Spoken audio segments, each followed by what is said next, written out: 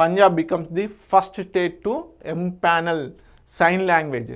Okay, sign language experts under the juvenile justice act. మనకి juvenile justice act అంటే under 18 age group ఎవరైతే ఉంటారో వాళ్ళు క్రిమినల్ కేసెస్కి పాల్పడిన వాళ్ళని జువెనైల్ జస్టిస్లో ఉంచడం జరుగుతుంది అనమాట. అంటే బేసిక్గా బాలికలు ఎవరైతే అండర్ 18 వాళ్ళు వేరియస్ శిక్షలకు పాల్పడినప్పుడు వారికి శిక్ష ఏదైతే నేరాలకు పాల్పడినప్పుడు శిక్ష విధిస్తారు కదా, వాళ్ళందరినీ ఒక స్కూల్ టైప్ ఆఫ్ దాంట్లో ఉంచడం జరుగుతుంది. సో అవి జువెనైల్ జైల్స్ అంటారు. సో ఆ జువెనైల్ జైల్స్లో కొంతమంది మూగవారు, గుడ్డివారు వీళ్ళందరూ ఉంటారు.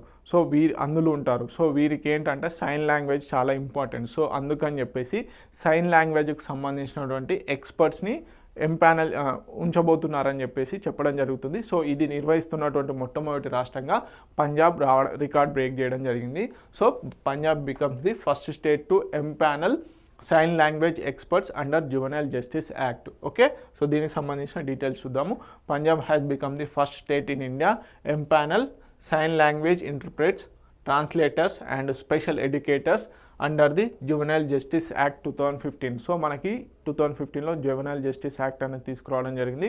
ప్రధానంగా నేరాలకు పాల్పడినటువంటి బాలికలు అండర్ 18 ఉన్న వాళ్ళని బేసిక్గా జువెనైల్ జస్టిస్లో ఉంచడం జరుగుతుంది.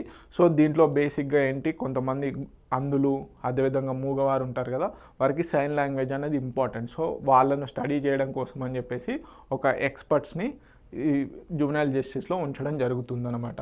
సో అదేవిధంగా పోక్సో మనకి protection of children from sexual offences ఏవైతే ఉన్నాయో, సో ఆ రిలేటెడ్ యాక్ట్లో ఎవరైతే నేరాలకు పాల్పడతారో వాళ్ళకు కూడా ఈ జువెనైల్ జస్టిస్లో కిందనే తీసుకోవడం జరుగుతుంది.